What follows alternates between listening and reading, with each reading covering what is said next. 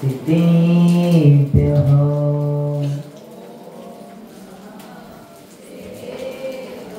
ॐ नमः सिद्धेभ्यः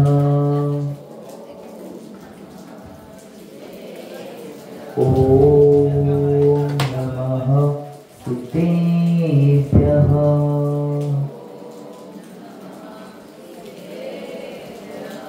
नमस्ते वर्धमानाय निर्धूतकलिलात्मने सालोकानां त्रिलोकानां यद्विद्यादर्पणायते यद्विद्यादर्पणायते यद्विद्यादर्पणायते। जब 24 भगवान की देवादेव मूलनायक 1008 बाल ब्रह्मचारी पार्श्वनाथ भगवान की देवादेव मूलनायक 1008 कुंतुनाथ भगवान की देवादेव मूलनायक 1008 बाल ब्रह्मचारी मल्लीनाथ भगवान की सिद्धांत शास्त्र की 20 सदी के प्रथम आचार्य भगवान श्री समर्पत्र स्वामी की 20 सदी के प्रथमाचार्य छत्रपति समाधि सम्राट गुरु राम गुरु आचार्य श्री शांति सागर जी महाराज की संत शिरोमणि आचार्य गुरु श्री विद्यासागर जी महाराज की प्रातस्मरणीय शांत मूर्ति वासरत्नगर आचार्य गुरु श्री सन्मत सागर जी महाराज की मम दीक्षा गुरु युवा स्मरण प्रांत रत्न आचार्य गुरु श्री चंदन सागर जी महाराज की परम पूज्य आचार्य गुरु श्री समय सागर जी महाराज की अहिंसामय विश्व धर्म की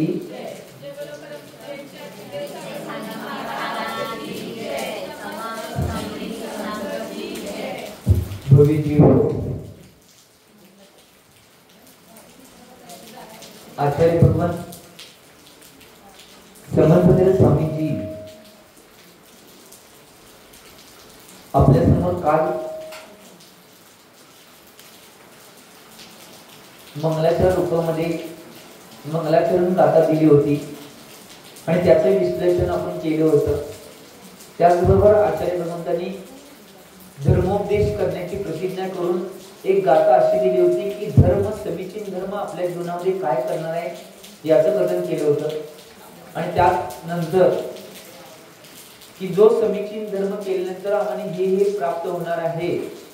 तो समीचीन धर्म काय आहे, तो समीचीन धर्म कसा करायचा याचं कथन केलं होतं आणि आज आचार्य भगवान समर्पत्र स्वामीजी मूळ गाथेवर येत आहेत की त्या समीचीन धर्माचं जे स्वरूप होतं ते सम्यक दर्शन, सम्यक ज्ञान आणि सम्यक चारित्र्य होतं।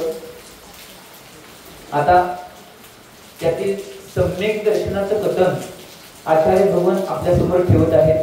पहिल्या गाथा कंठ करूया आणि आचार्य महाराजांनी काय सांगितले ते पाहूया।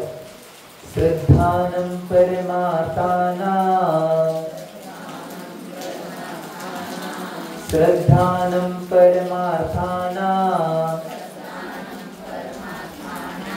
माप्तागम तपोभृतां माप्तागम तपोभृतां त्रिमूढापोढमष्टाङ्गं त्रिमूढापोढमष्टाङ्गं सम्यक् दर्शनमस्मयम् सम्यक् दर्शनमस्मयम् श्रद्धानं परमार्थानां माप्तागम तपोभृतां त्रिमूढापोढमष्टाङ्गं सम्यक् दर्शनमस्मयम्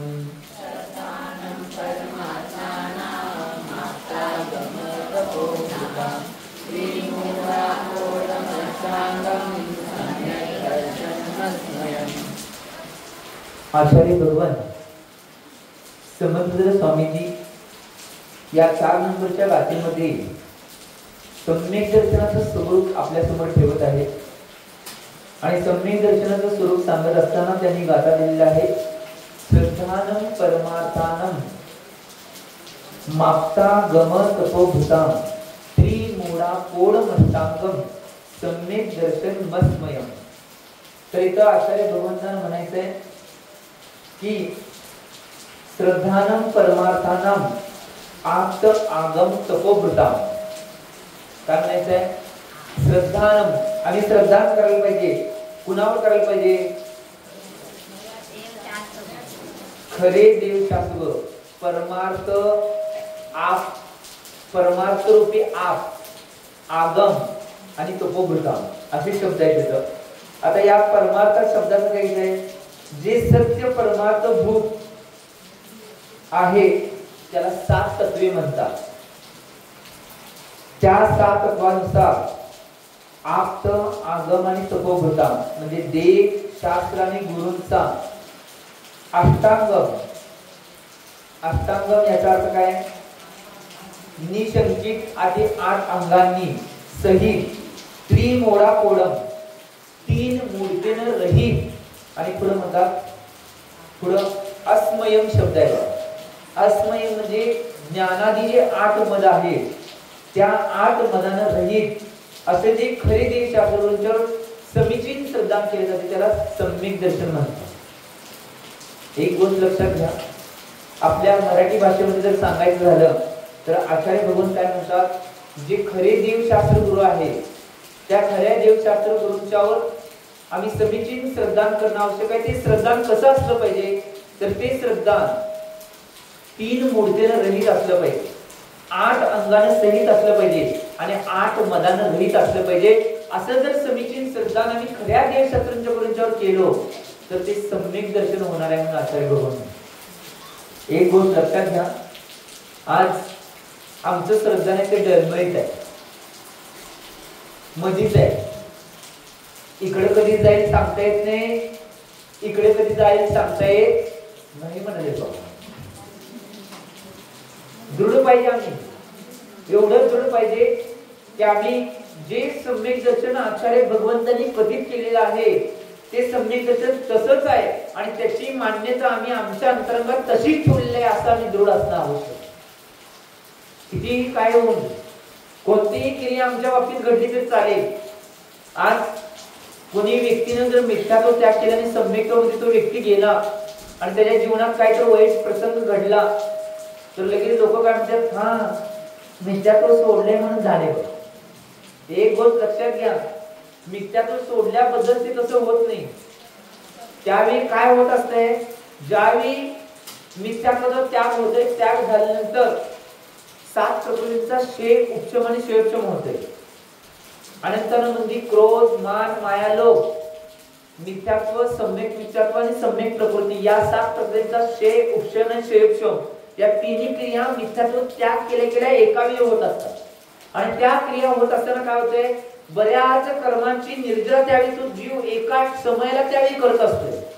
आणि त्यावेळी काय होतंय, जी पुढची कर्म आहेत ती सुद्धा पुढची कर्म ती मिथ्यात्व त्याग केल्या पुढची जी कर्म उदयात येणार आहे ती आधीच उदयात येऊन फिरून चालल्या. त्यामुळे ते त्यावेळी संकट मिथ्यात्व त्याग केले संकट येते, परंतु परत कायमस्वरूपी सुखात राहणार आहे. त्या डळमळीची आवश्यक नाही. तुम्ही जरा कोण म्हटलं तुम्ही त्याग केल्या म्हणून असं झालंय म्हटल्यावर तुमचं बी जुगळ होतेच, घ्यायच नाही. काय होणार आहे, लईत लई मरेल. काय म्हणलो, लईत लई मरेल. त्याच्या पुढे तर काय होणार नाही नका, त्याच्या पुढे दुसरं काय नाही, एवढ्यापर्यंतच आहे. त्याच्या पुढे काय होणार नाही ही गोष्ट लक्षात घ्या.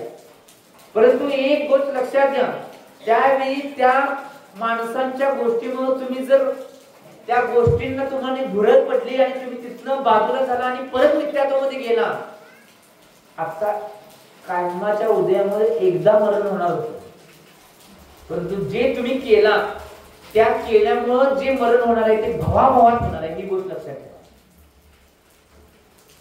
आमचे आचार्य सन्मत सर्व महाराज कायम सांगायचे, सर्प डसे तो नींब चबावे, सर्प डसे तो नींब चबावे, कर्म डसे तो धर्म न सुहाय. काय म्हणलो, सुहाय. सर्प डसे तो नींब चबावे, सर्प डसे तो नींब चबावे, कर्म डसे तो धर्म न सुहावे. याचा अर्थ लय मोठा आहे. जर साप चावला, साप चावल्याने आयुर्वेदिक व्यक्तीकडे तुम्ही साप चावलाय म्हणून गेला तर व्यक्ती पहिला तुम्हाला लिंब खायला देते. का माहितीये काय, जर लिंब खायला दिलं, जर विष चढले नाही हे बघायसाठी लिंब खायला दिलं असते. सर्प ढसे तो लिंब चबावे, कर्म ढसे तो धर्म न सुवावे. त्याचप्रमाणे साप चावल्यावर लिंब चावायला देतात, कारण की साप चावलाय त्याचं विष चढले का नाही चढले ही परीक्षा करण्यासाठी लिंब दिलेलं असते. तसंच ज्यावेळी कर्मरूपी साप चावणार आहे त्यावेळी धर्म तुम्हाला आवडणार नाही, ही गोष्ट लक्षात घ्या. आणि एकच गोष्ट आहे, जर कर्मरूपी साप चावला तर त्या साप चावल्यानंतर त्याच्यावर औषध कुठलं असेल तर समतारूपी औषध सर्वात मोठं आहे. आम्ही धर्म सोडायच नाही, तसंच समपरिणाम घेऊन त्या धर्मामध्ये दृढ राहायचं, हे सगळ्यात मोठं औषध आहे. आम्ही काय करतोय माहिती काय, जरा साप चावला कर्माचा लगेच चलायमान होऊन घेऊन इकडे तिकडे पळायला चालू, इकडे विचारायला जा तिकडे विचारायला जा, ह्याला हे कर त्याला हे कर त्याला हे कर. काय करून मी होणार आहे काय? एवढी दृढ श्रद्धा पाहिजे.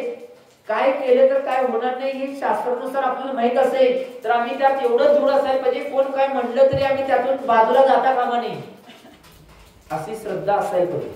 आमचे आचार्य महाराज एक कायम उदाहरण सांगायचे आठवते बघा, तुम्हाला बऱ्याच जणांना माहिती आहे, कारण की सन्मत सागरांची उदाहरणं या भागात सगळ्यांना तोंड पाठ आहे, तिथं जाऊन बसले. कारण की महाराज तसं उदाहरण सांगत होते, तुमच्या काय आमच्या मी जाऊन बसले नाही. तर आचार्य महाराज एक कशी श्रद्धा असायला पाहिजे एक उदाहरण सांगायचे. आमची एवढी दृढ श्रद्धा असायला पाहिजे. एक डॉक्टर पती पत्नी होते, आठवलं, आणि त्याने ट्रिपला जाणार होते. आता तुम्ही ट्रिपला जाणार असाल तीर्थयात्रेला, एक महिना आधी तयारी करताय बाबा, अमुक खायचं तमुक खायचं, हे एक महिन्यावर तेच चालू असते. हा शेवटचा दिवस आला नाही मग अष्टकचं साहित्य कुठं आहे, प्लेट कुठं आहे, चंबू कुठं आहे, मेळी कुठं आहे, एवढं.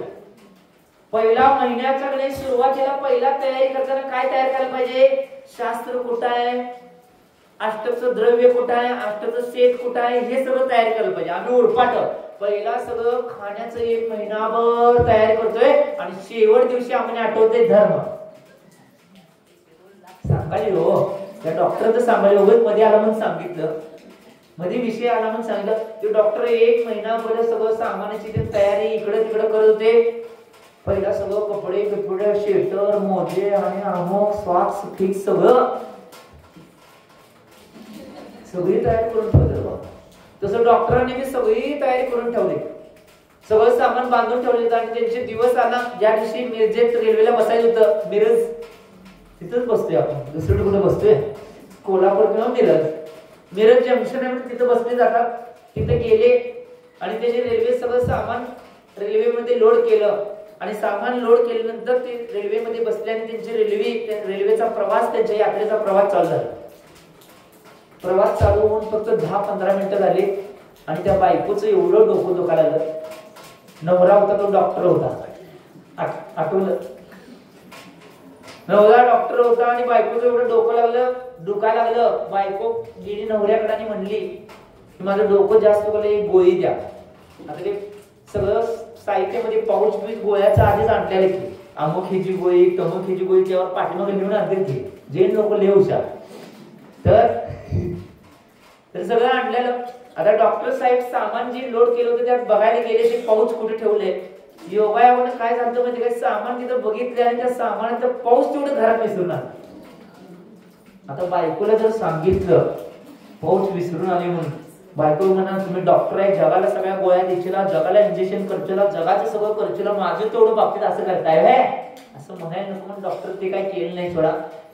आणि काय झालं, खिशात एक कुठली तर गोळी होती आणि ती गोळी घेतली, बायको जवळ गेली, बायकोला म्हणले बघ ही एक गोळी आहे, ती फक्त जिभेखाली ठेवायची आहे, गिरायची नाही, फोडून खायची, फक्त चोखायची, जिभेखाली ठेवून डोकं दुखायचं थांबव. आणि तिनं मी ठेवली आणि डॉक्टर गेले. फक्त 5 मिनिटं डॉक्टर इकडे तिकडे गेले. 5 मिनिटात बायकोचं डोकं दुखायचं थांबलं. पळत नवऱ्याकडे परत आली आणि म्हणली डॉक्टर माझं डोकं दुखायचं थांबले. डॉक्टर म्हणले की गोळी तेवढी काढून माझ्या हातावर दिली. गोळी काढून त्या डॉक्टरांच्या हातावर दिली. पहिला डॉक्टरांना धक्का बसला आणि जे ऐकणार आहेत आता त्यांना धक्का बसणार आहे. ती गोळी नव्हती, डॉक्टरांच्या कोटाचं बटन होतं. डॉक्टरांबाईचं डोकं दुखायचं थांबलं कशामुळे? त्या बायकोचा त्या पत्नीचा विश्वास होता की माझे पतिराज डॉक्टर आहेत, ते कोणतं औषध देतील त्या औषधाने माझा रोग बरा होणार, तसं तुम्हाला मी डॉक्टर होऊन सांभाळेल. भगवंतांनी जी वाणी सांगितल्या त्या वाणीवर जर तुम्ही विश्वास ठेवला तर तुमचा कुठलाही संसाराचा रोग तर सोडाच हो, तुमच्या आत्म्याला झालेला भोग रोग सुद्धा बरा व्हायला वेळ लागणार नाही, परंतु विश्वास ठेवणं आवश्यक आहे. त्या बायकोचा असा विश्वास होता, माझा नवरा डॉक्टर आहे, काय औषध दिला तरी माझा रोग बरा होणार. तुमचं कसं होतंय माहिती काय, तुमचं फॅमिली डॉक्टरकडे गेल्यावर सगळं आपोआप बरं होतं. कधी तर फॅमिली डॉक्टर कुठे तर फिरायला गेले असले आणि तुम्हाला एक दिवस काय तर आजारी पडला आणि दुसऱ्या डॉक्टर गेले तर ते डॉक्टरकडे औषध घेऊन आला तरी ते तुमच्या फॅमिली डॉक्टरपेक्षा भारी औषध दिलेलं असते तरी म्हणताय तुम्ही हे काय औषध बरोबर नाही, काय बरं वाटणार. आणि तो डॉक्टर त्याच्या खालचं औषध देतोय तरी म्हणताय हे आता चांगलं वाटत आहे. कारण की का तुमच्या मनातच बसलंय की माझा जो फॅमिली डॉक्टर आहे तो औषध देणार आहे, त्यानंच माझा रोग बरा होणार आहे, हे मनात बसले म्हणून ते बरं होत. औषध कमीच काम करते हो, विश्वास सगळ्यात जास्त काम करतो. यालाच आचार्य भगवान श्रद्धान म्हणतात. मी काल म्हणलं होतं, आम्ही आजपर्यंत सगळ्या लोकांच्यावर विश्वास ठेवलाय, परंतु खरे देवशास्त्र गुरूंच्यावर विश्वास ठेवलाय म्हणून आजपर्यंत आमचं कल्याण झालं नाही. आजपासून काय करायचंय, खऱ्या देवशास्त्र गुरूंच्यावर श्रद्धा ठेवायचा, विश्वास ठेवायचा, असं ठेवायचंय कोण किती काही सांगितलं तरी सुद्धा आम्ही तिकडे लक्ष द्यायचं नाही, फक्त आम्हाला खरे देवशास्त्र गुरुच दिसले पाहिजे, तेवढं आमचं लक्ष असलं पाहिजे. मला एक बघा, समजा आता इथं मंडपामध्ये अचानक वर्ण साप पडला, काय करायचे राहू,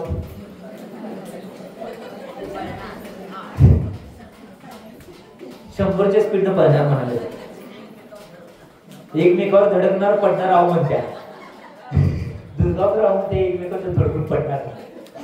कशाला पडताय, बर एक गोष्ट लक्षात घ्या, तुमच्या साप जवळ जर पडला आणि साप चावला तर काय होणार आहे, मरणार आहे. एक भाऊ गेला समजा, सांगाले हो चातुर्मास मध्यावर सोडताय का मंत्र, समजा म्हणून हे काय खरोखर झालं नाही, समजायचं खरोखर कुठं मानायला आहे.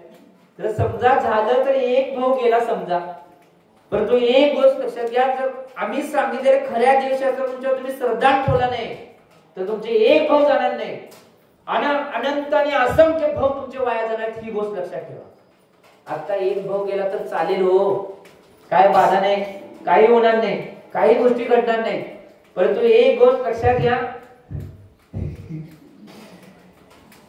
जीवनामध्ये तुमचा एक भाऊ निघून गेला तर त्या भावाला परत आणि मिळवू शकताय, परंतु तुमचे असंख्य आणि अनंत भाऊ जर निघून गेले तर परत त्या भावांना आणि असंख्य भावांना तुम्ही परत मिळवू शकता, ही गोष्ट लक्षात ठेवा. म्हणून जीवनामध्ये काय करायचं असेल तर खरे देवशास्त्र गुरूंच्या श्रद्धा ठेवा. कारण की एक बघा,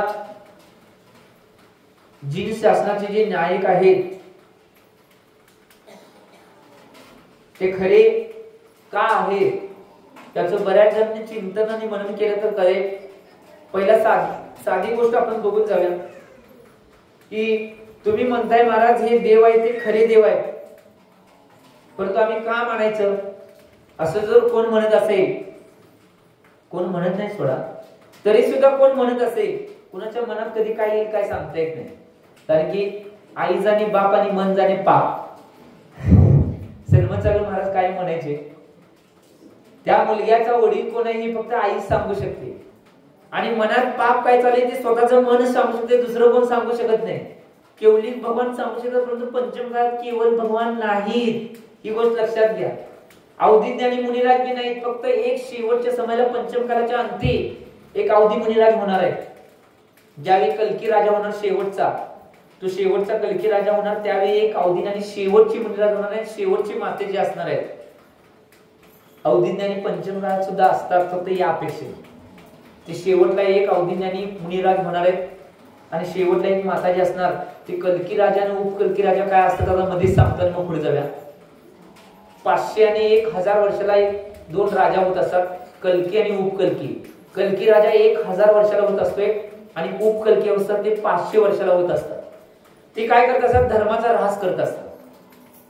धर्माचा ऱ्हास पूर्ण विश्वाचा आणि धर्माचा पाणी मात्राचा नाश करण्याचा प्रयत्न करत असतात त्यांना कल्की आणि उपकल्की राजा म्हणतात. हिटलर सारखे ते 500 आणि 1000 वर्षातच होतात.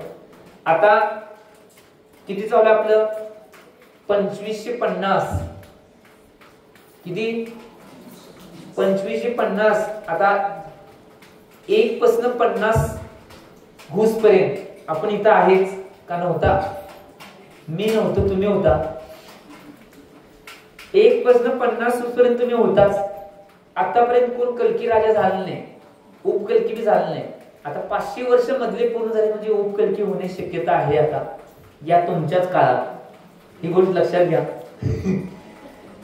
ज्यावेळी शेवटचा कल्की राजा होईल तो कल्की राजा काय करणार माहितीये काय?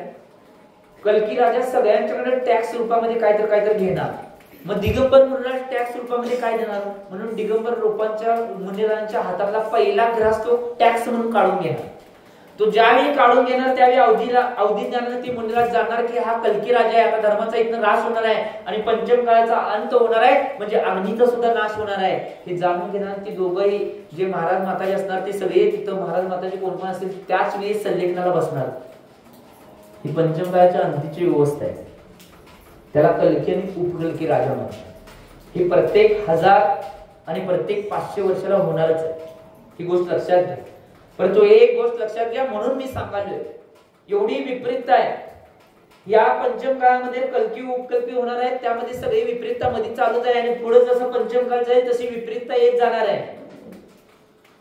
आणि आम्ही पापी जीव आधीच का? कारण की आम्ही हुंडा औषधपणाच्या काळाच्या दोषामध्ये जन्मलोय. अनंत काळानंतर एकदा हुंडा औषधपणी काळ येतोय. हुंडक काळ जो येतोय तो एकदा अनंत काळानंतर एकदा येतोय आणि त्यातच आमचा जन्म झालाय. म्हणजे आम्ही पापीच आहे. या काळामध्ये शास्त्रात जे तत्व सांगितलेले असते त्या तत्वाच्या विपरीत सगळ्या घटना होत असतात. जसं उदाहरण सांगायचं, तीर्थंकरांना नियमानुसार मुली होत नाही. पहिल्याच तीर्थंकरांना काय झाल्या? चक्रवर्तीचा कधी पराभव होत नाही. हे त्रिकालाबाजी सत्य शास्त्रानुसार आणि होतच नाही. परंतु हुंडा औषधपणाच्या काळाच्या दोषामुळे प्रथम चक्रवर्ती त्याचा पराजय त्यांच्या भावाकडूनच झाला.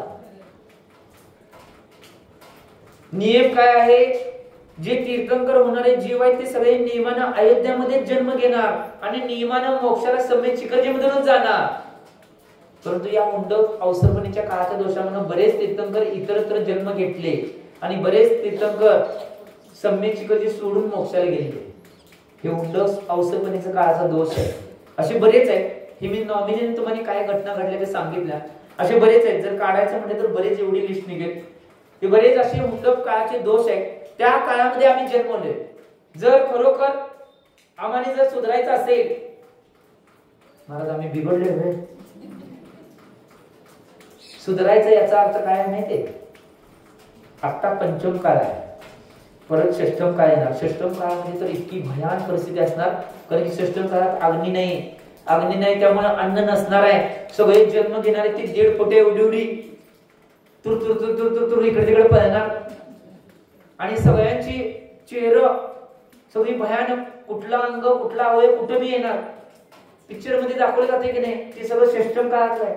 एवढी माणसं कुठे बी पळणार आणि ते काय अग्नी नाही म्हणलं तर कुठलं अन्न शिजवून खाणार आहे, घर असणार आहे का काय असणार आहे, माती खाणार, एकमेका माणसांना फाडून करणार, कोण कुणाला बहीण भाऊ आई वडील काय मानणार नाही. अशी षष्टम काळाची व्यवस्था आहे. किती भयान परिस्थिती असेल बघा.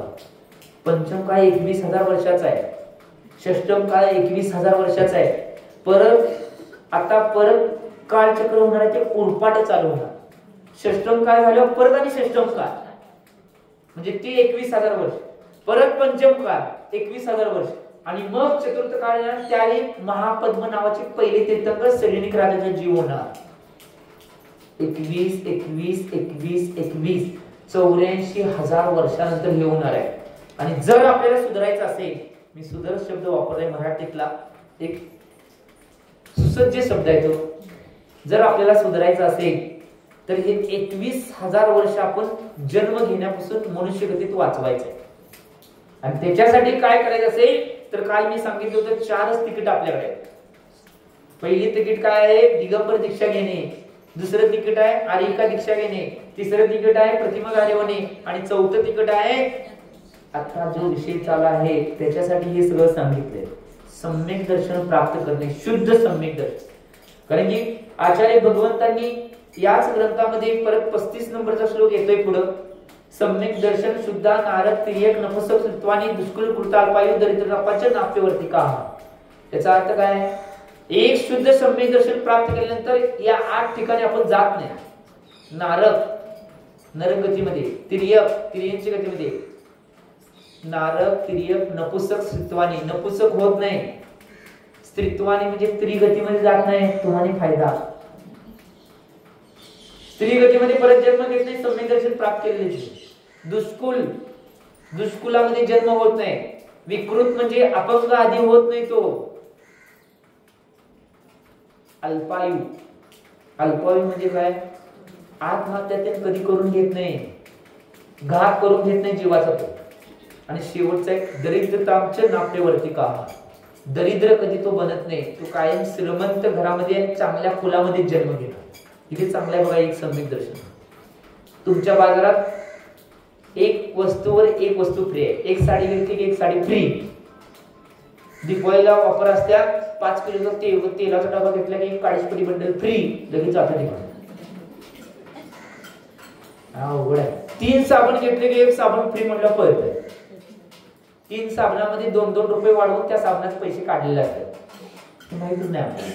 नुसतं बंडल दिसला एक फ्री नुसतं आलं की सेल म्हटलं की सगळी गर्दी तिकडेच बघा.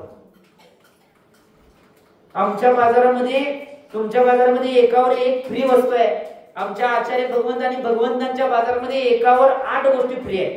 तिकडं कोण यायला तयार? साबणच घासत बसा, काळी शिवडीच पेटवत बसा, फ्री मिळते बंडल. काय चिंतन करणं आवश्यक आहे बघा. जीवनामध्ये एक सगळ्यात सत्य गोष्ट आहे, त्या सत्य गोष्टीचे चिंतन करण्याचे. आता मजा वाटायला, परंतु ज्यावेळी सजा मिळेल त्यावेळी सगळी मजा निघून जाईल. काय म्हणलं मी? आता मजा वाटायला संसार करत असताना, प्रपंच करत असताना, सगळ्या गोष्टी मिथ्यात्वाच्या आम्ही करालोय ते करत असताना आता मजा वाटत असेल. परंतु ज्यावेळी सजा मिळणार आहे त्यावेळी ती प्रत्येक सजेला सामोरं जाताना आम्हाला सगळ्या गोष्टीला भोगावं लागणार आहे. त्यावेळी महाराजांचे शब्द आठवून काय उपयोग होणार नाही, भोगायला लागणार आहे. ही गोष्ट लक्षात ठेवा. खरंच आहे. त्यावेळी महाराजांचे शब्द आठवून दे, कुणाची आठवून दे, भगवंतांची वाणी आठवून दे, जिनवाण्याची वाणी आठवून दे. त्यावेळी काही नाही, कारण की बंद झालाय तिथं ते तुम्हाला भोगावं लागणारच. 2 गती फायद्याच्या आहेत. कुठल्या? तिर्यंची आणि मनुष्य. तरी गतीनं 2 फायद्याचं का म्हणाले? नरक गती आणि जी देव गती आहे त्यात आयु आहे ती फिक्स आहे. तिथं आत्महत्या करू शकत नाही. यासाठी म्हणलो नाही. फिक्स आयु आहे. जेवढी तुम्ही आयु बांधून तिथे जाणार आहे तेवढी भोगावीच लागणार. नरकात समजा 10,000 वर्ष बांधायला कमीत कमी 10,000 वर्ष आहेत, जास्तीत जास्त 33 सागर आहे. तसं देवांची आयु सुद्धा तशीच आहे, कमीत कमी 10,000 वर्ष आणि जास्तीत जास्त 33 सागर. समजा एक 40,000 तुम्ही आयु बांधून गेला, नरकात पाठवा नको, देवात पाठव्या. जरा वाईट वाटलं नरकात पाठवलं. देवात गेलेलं बरं असे, सावलीत तर गेले. तर देवगतीमध्ये 40,000 वर्षाची आयु बांधून गेला तर 40,000 वर्ष जी आयु आहे ती भोगायलाच लागणार आहे. त्याच्या आधीमध्ये तुम्ही आयु संपवू शकत नाही. परंतु तिर्यंची आणि मनुष्य पर्याय असा आहे की जेवढी आयु मिळाल्या 100 वर्ष 80 वर्ष ती त्याच्यावर बांधत नाही, सोडा नाडीच्या ठोक्यावर बांधत्या. आयु कधी वर्षावर बांधत नाही. आयु ही नाडीच्या ठोक्यावर. एवढेच ठोके तुमचे पडणार, तेवढे ठोके घेतल्यानंतर तुमची आयु संपणार. त्यात एक ठोका जास्त होणार नाही, एक ठोका कमी होणार. मग तुम्ही म्हणाल महाराज आयु वाढवायची कमी करायची, तुम्ही म्हणताय ध्यान करा, योगा करा, कमी होते वाढते, कसं सांगताय? एक गोष्ट लक्षात घ्या, याचं कसं गणित आहे सांगू. आयु कमी जास्त होणे याचं गणित असं आहे, ज्यावेळी तुम्ही दीर्घ श्वास घेताय त्यावेळी नाडीचे ठोके हळूहळू पडतात, आणि ज्यावेळी तुम्ही फास्ट श्वास घेताय त्यावेळी नाडीचे ठोके फास्ट पडतात. म्हणजे तुमची आयु लवकर संपायला. नाडीचे ठोके जर फास्ट पडत असतील तर तुमची आयु लवकर संपणार, आणि नाडीचे ठोके जर हळू पडत असतील तर तुमची आयु जेवढा आहे तेवढ्या वेळेत संपणार आहे. आम्ही क्रोध केला तर नाडीचे ठोके जास्त पडतात. श्वासोच्छ्वास तुला बघतो असं म्हणते तो सांगाले. तुम्ही काय काय करता ते सांगाले सर. राग आल्यावर क्रोध आल्यावर सगळं अंग लाल बुंद होतोय त्यावेळी बघा की धाप येत्या, श्वासोच्छ्वास फास्ट होतोय, नाडीचे ठोके जर हात लावला नाही असं बोट असं उड्या मारत असते. नाडी कशी मध्ये असते, ही 3 बोट आहे, वात पित्त कफ. काय म्हटलं मी, वात पित्त कफ हे 3 आहे. नुसता हे 3 जर बोटे इथं लावला, कुठलं बोट उडी मारते की नाही ते तुम्हाला प्रकृती आहे. वात पित्त कफ घरात जाऊन बघा काय ते लगेच सगळी प्रयोग डॉक्टर झाले. तर मी सांगितलं फक्त वात पित्त कफ मधलं तिथं ठेवला आणि जर तुमचं पहिलं बोट जर उडी मारत असेल तिथं ठक ठक वाजत असेल तर तुमची वात प्रकृती आहे. मधलं जर बोट उडी मारत असेल तर पित्त प्रकृती आहे आणि तिसरं बोट जर तर कफ प्रकृती. ही गोष्ट मी त्या प्रकृतीसाठी सांगितलं नाही, सांगायचंय मला त्या नाडीच्या एक जो ठोका पडतोय त्याच्यावर तुमची आयु बांधली जाते. क्रोधामध्ये ते ठोके काय करतात, फास्ट पडतात. सगळ्यात स्लो श्वास घेणारा प्राणी कोणता असेल तर कासव, त्याची आयु असते 500-500 हजार वर्ष. त्याच्यापेक्षा तिर्यंच्या गतीतला जीव जर सगळ्यात कमी स्लो अवस्थेमध्ये जर श्वासोच्छ्वास घेणं असेल तर वनस्पती, त्यांची आयु 1000, 2,000, 3,000 वर्ष, 5,000 वर्ष असते. आणि सगळ्यात फास्ट श्वास घेणारा प्राणी कुत्रा. करत असं दाखवलं काय काय होते सगळं दाखवायला तुम्हाला. तर त्यांची आयु असते ती कमी असते, लई 15 वर्ष 10 वर्ष एवढीच त्यांची आयु असते. मनुष्य मध्ये इकडे बी नाही. जर तुम्ही जर हळू करायचा म्हणून तुम्हाला महाराज म्हणतात योगा करा, ध्यान करा, श्वासाचा तुमचा दीर्घ करा, व्यवस्थित श्वास घ्या, लई क्रोध करू नका, अहंकार करू नका, मायाचारी करू नका, मान करू नका. हे का सांगतात, त्याच्यामुळे जर तुमची नाडीचे ठोके जास्त पडायला लागले तर तुमची आयु कमी होते. तुमच्या फायद्यासाठी सांगतोय. आणि तरी तुम्ही म्हणताय काय सांगते महाराज, सगळे महाराज तेच येते आणि तेच सांगतात, काय सांगणार आहे दुसरं काय, आम्हाला सगळं माहितीये. आमचं कर्तव्य काय माहितीये, तुम्ही ज्या ज्यावेळी काय काय ऐकत असताय, आता प्रत्येक वेळी महाराज येतात सांगून जातात हे आम्हाला बी माहिती, तरी आम्ही सांगण्याचा पुरुषार्थ करत असतो. काय करत असतोय, समजा आम्ही सांगत असताना एका जीवाचा जर पुण्याचा उदय असेल आणि अंतरंगामध्ये जर सम्यक्त्वाचा दीप पेटला तर आम्ही सांगणं सगळं सफल झालं. याच्यासाठी त्या एका जीवाच्या पुण्याच्या उदयासाठी ह्या सगळ्या कथा करायला. सगळे जीव लगेच काय लगेच सगळ्यांच्यातला दीपक भडकावणार आहे आणि सगळे लगेच सम्यक्त झाले असं होत नाही. एक एक जीव त्यांच्या जीवात कधी कुणाच्या जीवामध्ये परिवर्तन होईल आणि कुठला जीव कधी त्या भगवंतांच्या जिनवाणीच्या वाणीमुळे, गुरुदेवांच्या वाणीमुळे कधी त्याच्या जीवनामध्ये चांगला योग येईल आणि तो चांगल्या मार्गावर ट्रॅकवर लागेल सांगता येत नाही. म्हणून ही वाणी फिरली जाते. आणि म्हणून मला सांगायचं आहे, तुम्ही या सगळ्या गोष्टीचा सम्यक तो का करायला पाहिजे हे सांगण्यासाठी ही सगळी भूमिका तयार केल्या. एक गोष्ट लक्षात घ्या, 84,000 वर्ष जर वाचायचं असेल तर सम्यक तो पर्याय पहिला तुमच्याकडे आहे. त्याच्या पुढचे पर्याय आहेत सोडा, परंतु पहिला आता तुम्ही या अवस्थेमध्ये बाकीचं काही करू शकत नाही. प्रतिमाधारी केलं तर चांगलंच आहे, लई चांगलं. त्याच्या पुढचं जर आरिका घेतला तर लईच भारी, आणि त्याच्या पुढचं दिगंबर तुम्ही होऊ शकत नाही, पाठीमाग आहे. दिगंबर झाले तर लईच भारी. मग त्यावेळी आचार्य भगवंतांनी दिगंबर अवस्थेमध्ये जसं शास्त्रोक्त पद्धतीने जी चर्या सांगितली ती चर्या करून जर त्यांनी समाधी साधली तर त्यांचे 1 भव, 3 भव, परत त्यानंतर 5 भव, त्यानंतर 9 भव, त्यानंतर 18 भव, त्यानंतर 36 भव, त्यानंतर 48 भव किंवा अर्ध पुद्गल परावर्तन एवढा संसार शेष राहतो म्हणून सांगितले. तुमच्या या अवस्थेमध्ये हीच तुमचे परिणाम कसे असणार आहेत संलेखन करताना किंवा संलेखनाच्या वेळी कसे भाव असणार आहेत त्यानुसार तुमची पुढचं सगळं ठरणार आहे. अर्ध पुद्गल परावर्तन जरी बांधलं तर आम्ही लय भाग्यशाली म्हणतोय, कारण की अर्ध पुद्गल परावर्तन संसार राहणे म्हणजे काय माहिती काय, महासमुद्राचं फक्त ओंजळभर पाणी एवढाच आमचा संसार राहणार. तो बी अनंत आहे, पण तरी सुद्धा त्या महासमुद्राच्या अपेक्षेने एवढंच आहे ते. म्हणून सम्यक्त्व करणं आवश्यक आहे, ही गोष्ट चालू आहे. एक गोष्ट लक्षात घ्या, आचार्य भगवंतांनी जे सम्यक्त्वाचे भेद सांगितले आहेत, सम्यक्त्व सांगितलेलं आहे, त्याच्यामध्ये श्रद्धांत सगळ्यात महत्वाचं आहे. आणि ते श्रद्धांत आम्ही जेवढ्या रूपात करेल तेवढ्या रूपात लवकरात लवकर करणं आवश्यक आहे. जर आम्ही लवकरात लवकर केलं नाही, आमच्या हातातून वेळ निघून गेला तर गो टू बॅक पॅव्हिलियन, निगोद मध्ये परत जावे लागेल. 2000 सागर पर्यायपर्यंत तिथं काढायला लागेल. सागर म्हणजे काय माहितीये? काय माहितीये? ते एक आहे. दोन पद्धत आचार्य भगवंत सांगतात.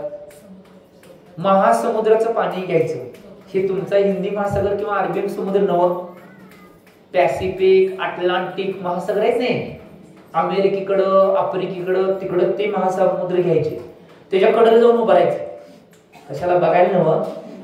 एक गवताची काडी घ्यायची, गवताची काडी घेऊन कड्याला उभं राहायचं आणि कडेला उभारल्यानंतर त्या समुद्रामध्ये एक काडी बुडवायची, इकडे टाकायची, एक बुडवायची, इकडे टाकायची. ज्यावेळी त्या गवताच्या काडीने तो महासमुद्र खाली होईल, त्यावेळी खाली झाल्यानंतर एक अद्दापल्ले झालं. असे असंख्यात अद्दापल्ले गेल्यानंतर एक उद्धार पल्ले झालं. असे असंख्यात उद्धार पल्ले गेल्यानंतर एक व्यवहार पल्ले झालं. आणि असे असंख्यात व्यवहार पल्ले गेल्यानंतर एक सागर होते. तसंच तुम्ही सांगितलं ते उदाहरण, भोगभूमीतल्या जे सगळ्यात बछड जे आहे त्या बछड्याचे केस घ्यायचे आणि केस असे कापायचे, त्याचा परत दुसरा छेद होता का म्हणे एवढं कापायचं. 10 कोस लांबडा, आडवा आणि खोल खड्डा काढायचा. सगळीकडे 10 कोस माप पाहिजे. खड्डा काढल्यानंतर त्या खड्ड्यामध्ये ते केस भरायचे. कसं? हत्तीनं तुडवून तुडवून भरायचे. ते केस भरले, 100 वर्ष पूर्ण झाल्यानंतर एक केस काढायचा. ज्यावेळी खड्डा पूर्ण होईल त्यावेळी एक अद्दापल्य, असे असंख्यात अद्दापल्ल्यानंतर एक उद्धार पल्य, असे असंख्यात उद्धार पल्ले गेल्यानंतर एक व्यवहार पल्ले आणि असे असंख्यात व्यवहार पल्ले गेल्यानंतर एक सागर होतो. असे 2000 सागर पर्यंत एका श्वासामध्ये 18 वेळा मरणार आणि 18 वेळा जन्मणार निगोदामध्ये. आणि त्यानंतर मग आम्हाला 48 भाव फक्त मिळणार. कशाचे? मनुष्याचे. आचार्य भगवान नेमिचंद्र सिद्धांत चक्रवर्ती देव म्हणतात गोमटसार कर्मकांडची ग्रंथामध्ये की ते 48 भाव कसे मिळतात. एका आचार्यांचं मत वेगळं आहे, एका आचार्यांचं मत वेगळं आहे. दोन्ही मत आपण मान्य करायचे. एक आचार्य म्हणतात 16 16 16 16 त्रिक 48, 16 मनुष्याचे भाव, 16 स्त्रीचे भाव आणि 16 नपुसकाचे भाव मिळतात. आणि हे सगळे भाव 48 संपले की परत आणि कुठे जाणार? निघून. हे चालूच आहे. आणि एक आचार्य काय म्हणतात 8 16 आणि 24 हे जी बेरीज 48 होते. 8 भाव मिळणार ते पुरुषाचे, 16 भाव मिळणार ते स्त्रीचे आणि 24 भाव मिळणार ते नपुसकाचे. एका आचार्यांचं हे मत आहे. हे 48 भाव मिळले की परत हे भाव पूर्ण झाले. तुम्ही जर पुरुषार्थ केला नाही, पुरुषार्थ करून कर्माची निर्जरा करून सम्यक्त्वाची प्राप्ती किंवा त्याच्या पुढे जाऊन सल्लेखन आधी साधून जर पुरुषार्थ करून तुम्ही योग्य ठिकाणी मिळाल नाही तर परत आणि कुठे जाणार तुम्ही? निघून. हे चालूच आहे. मग एका श्वासामध्ये परत 18 वेळा जन्मायचं, 18 वेळा मरायचं. इथं एकदा मरताना कोरोनाच्या काळामध्ये कोण कोण किती रडत होतं. हो वाचवा, हो पैसे द्या, रेमडिसिव्हिर आणा, काय करा, वाचवा असं म्हणत होतं. मी ऐकत होतो सगळं, कारण की मी रस्त्याकडेलाच होतो सतनामध्ये. आणि सतना जिल्हा आहे, ते सगळ्या वाहने तर त्यांचे आवाज आमच्याच कानावरती, त्यामुळे सगळं ऐकत. एवढे विकल्प होत होते. एका मृत्यूच्या वेळी एवढे विकल्प होतात. तर एका नाडीच्या ठोक्यामध्ये जर 18 वेळा जन्म आणि 18 वेळा मरण होत असेल, किती वेदना आणि किती दुःख त्यावेळी सहन करायला लागणार. याच्यासाठी आम्ही काय करणं आवश्यक आहे? जी चर्चा चालू आहे ती सम्यक दर्शन तर किमान आम्ही करणं आवश्यक आहे. म्हणून आचार्य भगवंताने सांगितले 3 मूर्तात सगळं पुढचं येणार आहे. आचार्य भगवान पुढे काय म्हणतात या सगळ्याचं कथन येणार आहे. एक, जर आम्ही सम्यक दर्शनाची जर चर्चा केली, सम्यक दर्शनाची चर्चा करणं आवश्यक आहे. कारण की एक गोष्ट लक्षात घ्या, खरे देव शास्त्रगुरु यांच्यावर समीचीन श्रद्धा ठेवायची. ते सुद्धा कसं? 3 मूर्तीनं रहित, 8 अंगानं सहित आणि 8 मदानं रहित असं ठेवायचंय. या 3 मूर्त्या काय आहेत, 8 अंग काय आहेत आणि 8 मद काय आहेत, हे सगळं कथन आचार्य महाराज पुढे करणार आहेत. पुढच्या 41 गाथापर्यंत तेच आहे, सगळं करणार आहे. परंतु आता आपल्याला काय बघायचं या सम्यक दर्शनाच्या गाथेतून, सगळ्यात महत्वाची एक गोष्ट लक्षात घ्या. जर आम्ही जिनवाणीने सांगितलेल्या कथनावर जर विश्वास ठेवला नाही आणि ही जर गोष्ट आम्ही केली नाही तर अनंत संसारामध्ये किंवा विपरीततेमध्ये आमचा प्राण घालवायला लागेल आम्हाला. एक उदाहरण आचार्य सन्मतसाहेब महाराज कायम सांगायचे. एक कोणतर मुलगा मिलिटरी मध्ये होता आणि आचार्य महाराज तो मिलिटरीतनं कधी आचार्य महाराजांना भेटायला तेव्हा त्यांचे किस्से विचारायचे. आणि एक किस्सा नवीन असा ऐकला होता ती महाराज कायम प्रवचनात सांगायचे. तो किस्सा असा होता, एक बटालियन होती, बटालियन, आणि ती बॉर्डरवर बटालियन काय करत होती, जसं त्यांचा जो मेन असतोय, कोण असतोय बटालियनचा मेन, कोण असतोय, मेजर. तो मेजर जसे आज्ञा देईल, ऑर्डर देईल, तसं त्यांनी वागायचं असते. कुणाचं नाव घेतलं नाही, मेजर सांभाळले. तर त्यांची बटालियन बॉर्डरवर होती आणि ती काही इकडे तिकडे शत्रू कुठं दिसत नव्हते, काय नव्हते, फक्त त्यांची बटालियन चालत होती. आणि चालत असताना एकदम मेजरने ऑर्डर दिली, स्लीप डाऊन. स्लीप डाऊन म्हटल्यावर सगळे जे शिपाई होते ते सगळे तसे लगेच तिथल्या इथे झोपी गेले. पण तो एक शिपाई काय विचार करतोय माहिती काय, इकडे तिकडे काय सैनिकांनी स्लीप डाऊन ऑर्डर कसा दिला, मग तो तसं उभारला. तिकडं गोळी आली, तिथं बसले आणि इकडं पार झालं.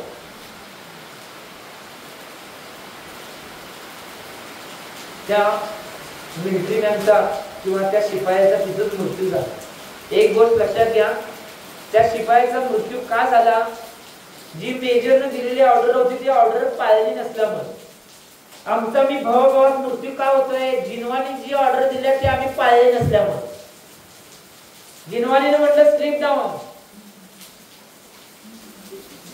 जिनवाणी म्हणतं की 3 मूर्तीनं रहित, 8 अंगानं सहित, 8 मदानं रहित संवेदनशील करायला पाहिजे, नाही केला.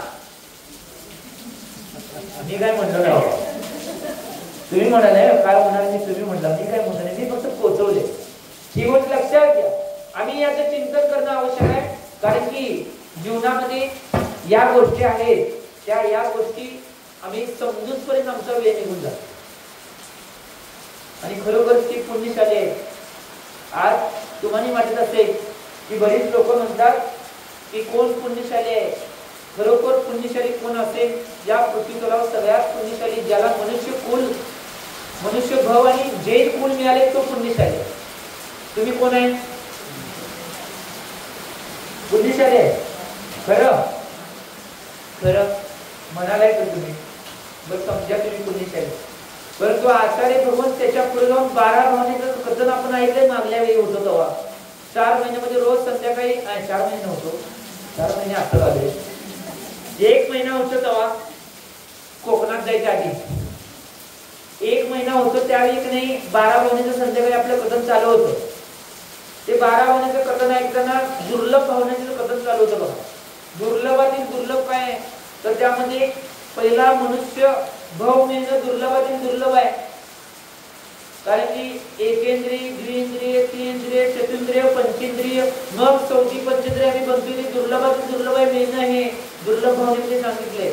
त्याच्या पुढे जाऊन दुर्लभ भावनेमध्ये आणि परत सांगितलंय मनुष्य कुल, जरी मनुष्य भाव मिळाला तरी जैन कुल मिळणं दुर्लभातील दुर्लभ आहे. त्याच्यात जैन कुल मिळून सुद्धा आता मनुष्य भाव मिळालाय, जैन कुल मिळाले, धर्म करणं हे दुर्लभ आहे.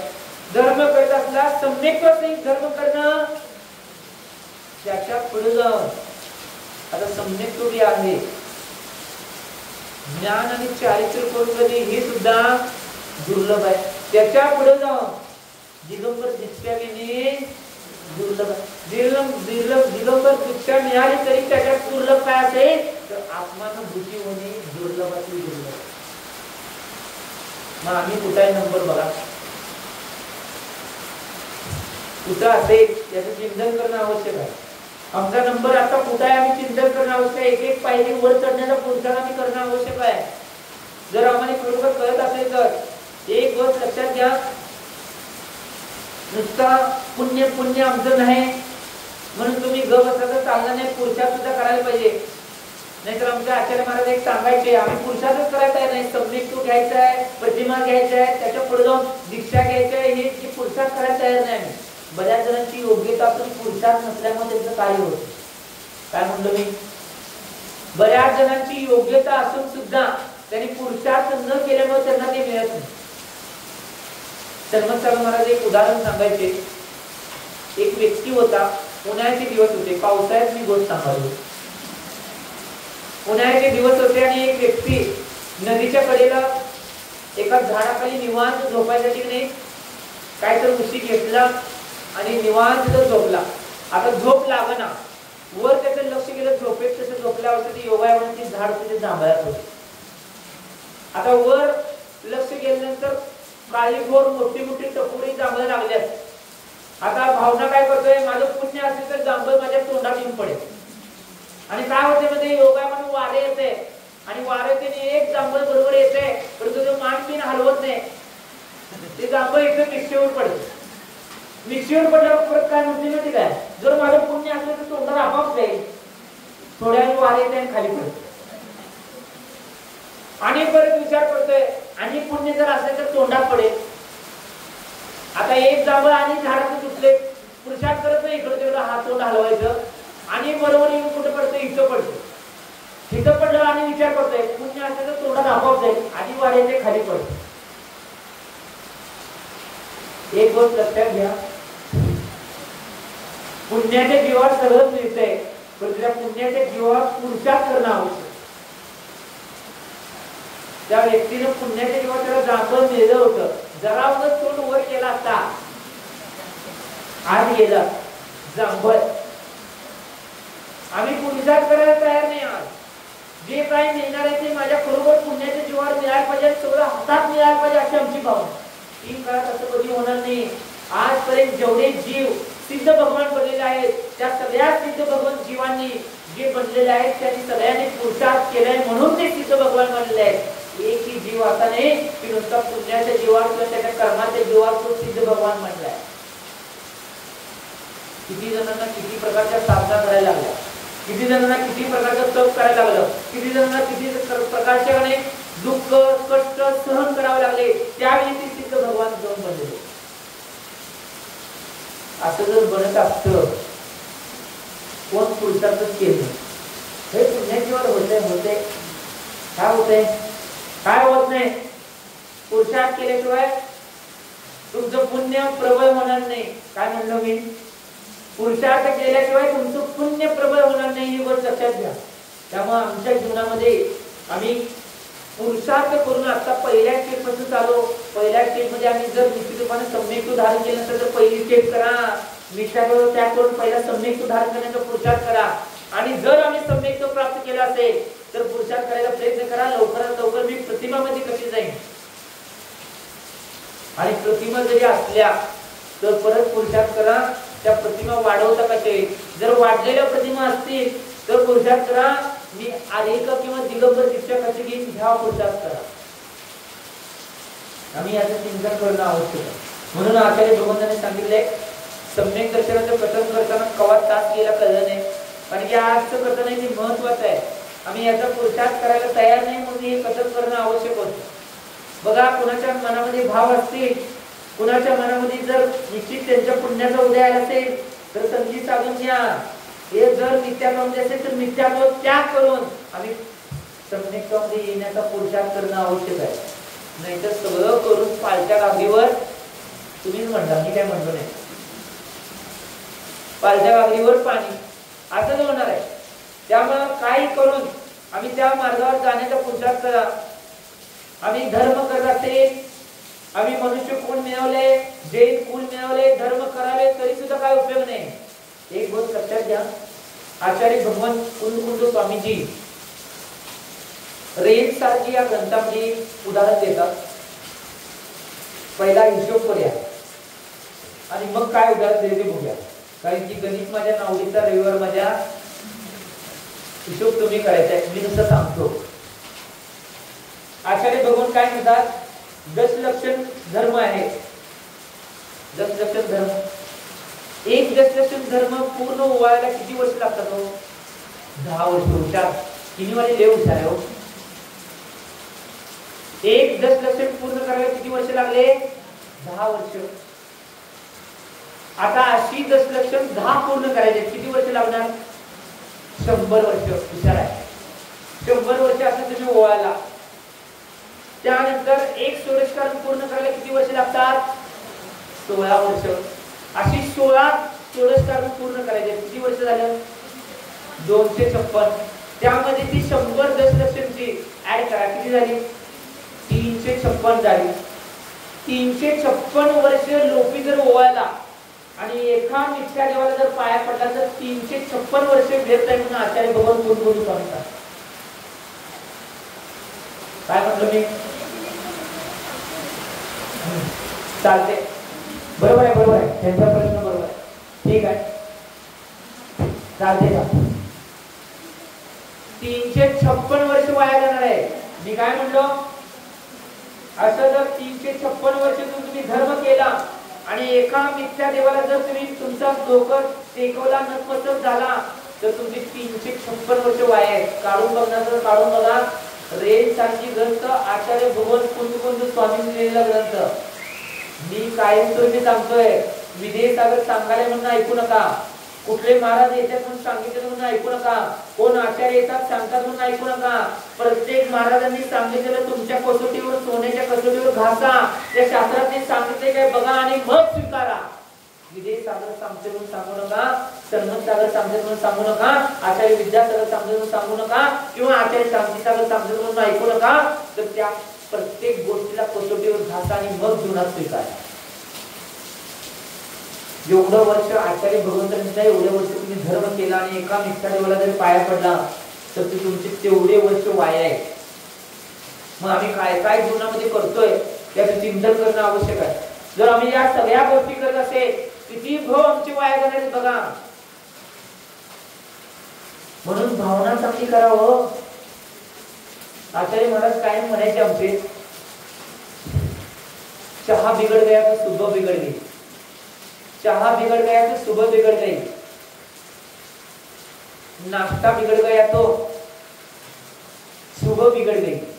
काय म्हणाले? नाश्ता बिगड़ गई तो सुबह बिगड़ गई. दाल बिगड़ गई तो भोजन बिगड़ गया. दाल बिगड़ गई तो भोजन बिगड़ गया. पत्नी बिगड़ गई तो जीवन बिगड़ गया.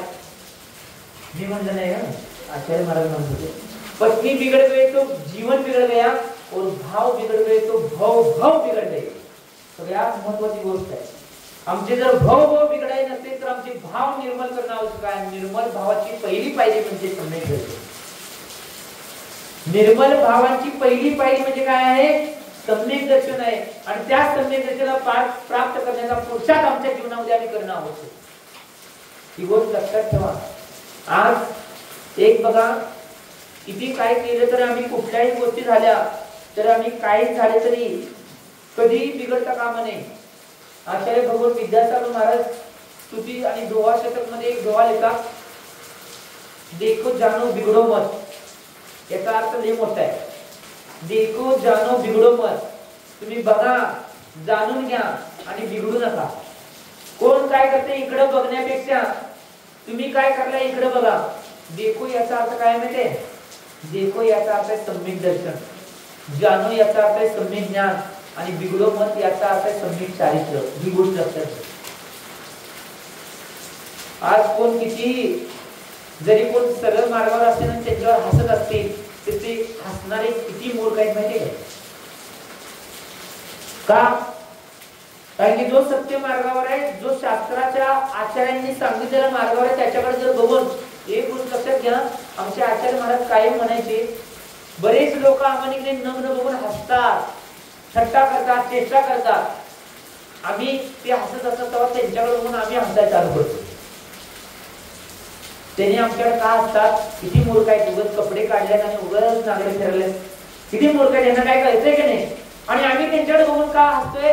किती अज्ञानी प्राणी आहे, याला शास्त्राचं काहीच ज्ञान नाही, याला संसारात अडकलाय तरी सुद्धा ज्ञान नाही, म्हणून आम्ही त्यांच्याकडे हसतो. संसारी आमच्याकडे आमच्या क्रिया बघून हसाल्या, आम्ही संसाराच्या बघून क्रिया हसू नये का? कारण संसारी संसारामध्ये अडकलाय. किती मूर्ख आहे बघा, त्याला ज्ञान करून घ्यायची इच्छा होती. गोष्ट महत्वाची आहे. आम्ही तर नवीन नवीन ब्रह्मचर्य झालो तेव्हा मला आठवते, कोथळीची एक आजी होती, भीमाजी म्हणतात त्यांना.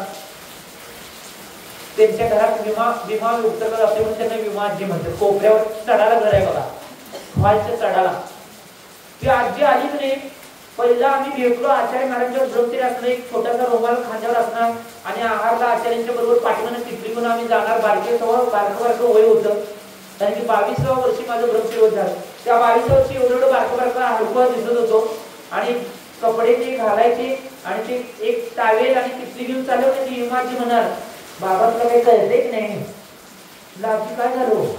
आता आम्हाला काय तेव्हा नवीन माहित असणार, आमचा स्वाध्याय फक्त नमोकार मंत्र आणि बालबोधी, तेव्हा दुसरं काय आम्हाला माहित नाही. आजी का असं म्हणला? तर आजी म्हणाल, त्या वयात सगळं खायचं प्यायचं आईश करायचं चैनी करायचं वय आणि सगळं सोडून इकडे कशाला आलाय? मला म्हणतात. आता मला हे काही कळणार नाही. एक दिवस संध्याकाळी धाडस केल्याने आचार्य महाराजांना विचारलं की महाराज ती आजी असे म्हणत्या. त्यावेळी महाराजी काय म्हणले म्हणजे अगं त्या आजीला काय म्हणायचं नाही. महाराज म्हणजे मी कधीच काय बोलत नाही कोणाला, कधीच बोलत नको. मी ब्रह्मचर्य झाल्यावर नवीन जवळ तेव्हा एवढा होतो लाजरा, एका कोपऱ्यात गप बसायचं. तुम्ही बघितलंय सगळी, मला माहिती, तुम्हाला मी माहिती. एका कोपऱ्यात गप बसायचं. कोण काय बोलवलं देवाला जायचं, नाही बोललं तर तिथंच राहायचं. सगळ्या शिस्ती माशीच होत्या. आता लय बोलतो थोडे थोडा, कारण की जिनवानीने सगळं शिकवलं थोडा. त्यावेळी आजीला महाराज काय म्हणले, काही आजीला बोलायचं नाही, फक्त काय करायचं, आजी तशी म्हणली की नाही जरा आजीकडे बघून मीच हास्य करायचं, तिथे निघून जायचं. ठीक आहे म्हणलं. आणि दुसऱ्या दिवशी काय केलं म्हणजे, आजी आली, बाबा तुला सांगितलेलं कळतंय की नाही म्हणली मला. मी जोरात हसला निघून गेलो.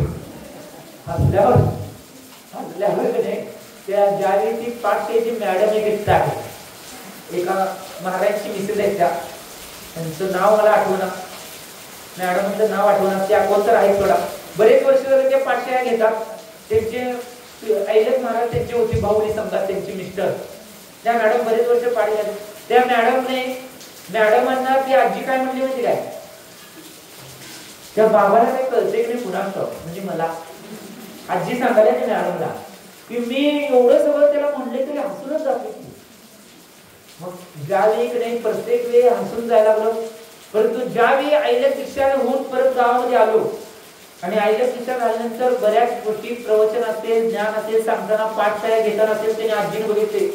आजी आल्याने एक दिवस स्वतःच कट्ट्यावर बसून रडायला लागली. आजी रडायला का म्हणलं थांबल्याने विचारला आजी. आजी रडलं, बाबा तू बारका होता तेव्हा म्हणजे काय काय बोललेलो आणि आता किती ज्ञान घेतलंय, चांगलं चांगलं सांगते. हा म्हणलं आजीला आत्ता कळलं. हीच गोष्ट आहे महत्वाची. मला हेच सांगायचं आहे, जोपर्यंत ज्ञान होत नाही तोपर्यंत आम्ही त्या गोष्टींना विरोध करता कामा नये. त्या गोष्टी समजून घेण्याचं पुरुषार्थ करणं आवश्यक. मला हेच सांगायचं आहे. श्रद्धा असंच आहे, जे मिथ्यात्व जीव आहे त्यांच्याकडे बघून कोणत्याही क्रिया न करता त्या जीवानं सुद्धा समजून घ्या, किंवा ज्यांनी अजून केलं नाही त्यांनी सुद्धा जे ज्ञानी जीव आहे त्यांना समजून घ्या की खरोखर मी कधी तसं ज्ञानी होईल किंवा सम्यक्त्वामध्ये कधी येईल, अशी भावना तुमच्या मंत्रणामध्ये करा. आम्ही या गोष्टी करत नाही. आम्ही फक्त एकमेकांच्याकडे बोट करण्याचं काम करतो. कोणती बाबतीत बोट करता कामा नये. एक गोष्ट लक्षात घ्या, सम्यक्ती जीव आहे कधी तो सम्यक्ती आहे म्हणून सांगत नाही. काय म्हटलं मी, ज्याला सम्यक दर्शन प्राप्त आहे तो जीव कधी मी सम्यक्ती म्हणून सांगू शकत नाही, सांगत नाही. तो फक्त आपलं आचरण आणि चारित्र्य करत असतो. त्याच्या क्रिया आहे तो क्रिया पार पाडण्याचा प्रयत्न आणि पुरुषार्थ तो करत असतो. आणि सम्यक तो किती मजबूत आणि दृढ होता येईल तेवढं दृढ करण्याचं काम आणि पुरुषार्थ तो व्यक्ती करत असतो. तो कधीही सांगत नाही. आम्ही याचं चिंतन करणं आवश्यक. आणि सम्यक जीव कोण आहे हे तुम्हीच काय हो, बाह्य गोष्टीनं कोण बघून सांगू शकत नाही हा व्यक्ती सम्यक आहे. हा केवढी जमी विषय आहे. एक उदाहरण, टाइम संपले थोडा आपलं. एक उदाहरण सांगतो. सम्यक्ती बोटावर मेजण्यासारखे येतो. सम्यक्ती असे लगेच सम्यक्ती प्राप्त होते असं नाही. एक उदाहरण सांगतो. पंडित जगन्मोहनजी शास्त्री, त्यांचे चिरंजीव सिद्धार्थ शास्त्री जे सतनाचे निवासी आहेत. आमच्या चातुर्मास मध्ये सतनाला चातुर्मास होता तेव्हा त्यांच्याकडनं आम्ही मरणकर्णिका ग्रंथ शिकत होतो. म्हणून खंडित आम्ही बऱ्याच वेळा शिकलो होतो, परंतु त्यांच्यामध्ये शिकण्याचं कारण काय होतं माहिती काय? भारतामध्ये एकमेव आता प्रकांड विद्वान ज्यांनी भारतामध्ये सगळ्यात जास्त संलेखन साधलेत असे एकमेव विद्वान कोण असतील तर सिद्धार्थ शास्त्री सतनावाले. जवळजवळ 7,000च्या वर संलेखन त्यांनी केलेली आहे. आचार्य भगवान विद्यासागर यांच्या आशीर्वादाने ते पंडित जगन्मोहनजी शास्त्रींचे चिरंजीव आहे. त्यांचे ज्ञान, अनुभव आणि संलेखनामध्ये काय काय करायला लागतंय हे शिकण्यासाठी त्यांच्याकडून मरकटिका आम्ही शिकलो. अगदी हुशार आहे. हम दक्षिणवासी जग को सुनाने आले. आम्ही दक्षिणवासीचे हुशार आहे. कारण की ते शिकायचं होतं. बऱ्याच गोष्टी शिकल्या गेल्या की संलेखन चालू असताना कुठल्याही व्यक्तीची कशी परिस्थिती झाली तर त्या परिस्थितीमध्ये काय करायचं, त्या परिस्थितीमध्ये काय करायचं, असं झालं तर काय करायचं, तसं झालं तर काय करायचं, हे शिकण्यासाठी तो ग्रंथ लावलेला. त्यांनी एक उदाहरण सांगितलं त्यांच्या वडिलांचं आणि ते बरेच जण सांगत होते शास्त्री आम्ही ऐकत होतो, परंतु त्यांच्या मुलग्याकडून आम्हाला ते ऐकायचं होतं. पंडित जगन्मोहन शास्त्री विश्वाचे विख्यात असे प्रकांड विद्वान होते. संस्कृत, प्राकृत आणि ग्रंथांचं अगाध ज्ञान असलेले एक प्रथमाचार्य शांतीसागरांचे अनन्य भक्त होते. त्यांची प्रतिमाचं पालन करते बघून काय काय माणसं घड्याला लावायचे. एवढं काटेकोरपणे प्रतिमांचं पालन ते करायचे. पंडित जगन्मोहन शास्त्री कटनीवाले. एकदा एक घटना अशी सांगितली की पंडित जगन्मोहनजी शास्त्री शिखरजीचं दर्शन करायला गेले आणि दर्शन झाल्यानंतर त्यांनी काय करतात, प्रदक्षिणा घालतात की प्रदक्षिणा करायला गेल्याने जंगलात चुकले. आता जंगलात चुकल्यानंतर त्यांनी भावना करली की चुकले आता कसा रस्ता भावना कुणाचा. पहिल्यासारखं तुमच्यासारखं वाटा नव्हत्या, आता वाटायचं तशा. पहिला सगळं जंगल होतं आणि त्या जंगलात रस्ता काढत जायचो आणि तुला चुकले. ते जगन्मोहनजीचा विचार करले आता काय कसं करायचं. तो एक व्यक्ती आला आणि तो व्यक्ती म्हणला चला तुम्हाला पंडितजी रस्ता दाखव. आणि तो व्यक्ती पंडितजी म्हणला. त्या पंडितजीने त्या व्यक्तीला कधी बघितलं नव्हतं, कधी त्यांची भेट झाली नव्हती, तरी सुद्धा हा व्यक्ती मला पंडितजी कसा म्हणला म्हणून त्यांच्या मनामध्ये संशय आला. त्यांनी त्या चालत जाता त्या व्यक्तीला वर्ण खाल्लं सगळं न्यायानंतर लक्षात आलं की हा व्यक्ती नसून हा वेंतर देव आहे. कारण की देशातले प्रकांड विद्वान होते. त्यावेळी त्यांनी बोलता त्या वेंतर बरोबर भिले नाही. तुम्ही असं जर पळून गेला असता, पंडितजी भिले नाहीत.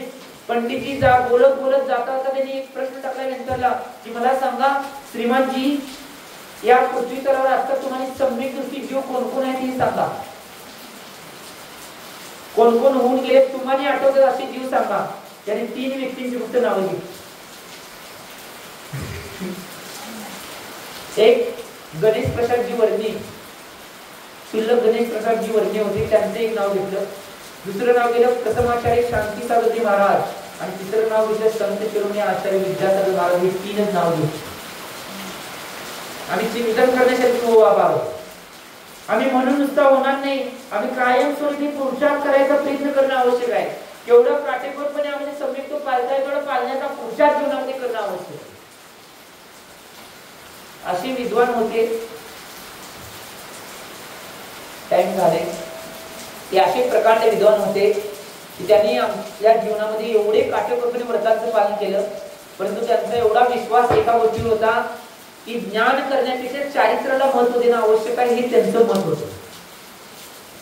आणि प्रत्येक समयाला ज्यावेळी प्रथमाचार्य शांतीसागर निघून गेले, तुम्हाला माहिती शेवटच्या संलेखनाविषयी एक उल्लेख चारित्र्य ग्रंथ या ग्रंथामध्ये येतोय. शांतीसागर महाराजांना शेवटला जाताना एक प्रश्न एका शास्त्रीने विचारलेला. काय विचारला की महाराजजी तुम्ही आम्हाला सोडून चाललाय, तुम्ही गेल्यावर आम्हाला कोण. बरं शांतीसागर महाराजांनी त्या शास्त्रींना प्रश्न केला, बरं मला कोण आहे तर तुम्हाला धर्म आहे. अरे मला जसं धर्म आहे तसं मी सोडून गेल्यानंतर तुम्हाला सुद्धा कोण आहे. ते शास्त्री कोण असतील तर ते जगन्मोहनाचे शास्त्री होते. असे प्रकांड विद्वान होते. त्यांची संलेखना आचार्य भगवान विद्यासागरांच्या सानिध्यात कुंडलपर या ठिकाणी घडली. उत्कृष्ट संलेखना झाली. त्याने आधीच 1-2 आठवड्या आधीच आचार्य भगवंतांना सांगितलं की या दिवशी माझा प्राण जाणार आहे. आधीच सगळ्या क्रिया आचार्य महाराजांना कुठल्याही आज्ञा घेतल्याशिवाय, आचार्य महाराजांच्या आज्ञा घेतल्याशिवाय कुठलीही क्रिया कुठलाही त्याग ते करत नव्हते. एकदा त्यांचा मुलगा फक्त त्यांना म्हणला की महाराज त्यांनी काय तुम्हाला परमिशन, तुम्ही शास्त्रीय एवढे मोठे तुम्हाला परमिशन देतील, परंतु त्यांनी म्हणले एकदा मी माझं पूर्ण शरीर त्यांच्या स्वाधीन केले, त्यांचा निर्णय तो कुठलाही निर्णय मी घेऊ शकणार नाही, कारण की त्यांच्या सानिध्यात त्यांच्या गुरुत्वामध्ये मी समाधी साधली. ही गोष्ट महत्वाची. असे प्रकांड विद्वान होते.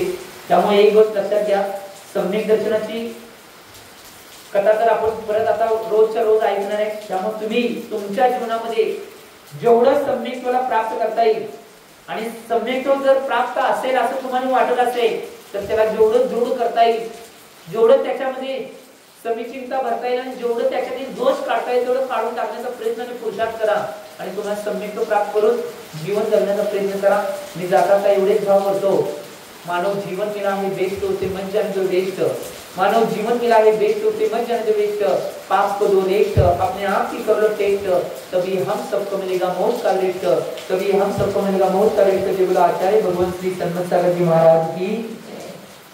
प्रभु देव तुम्हारे पवित्र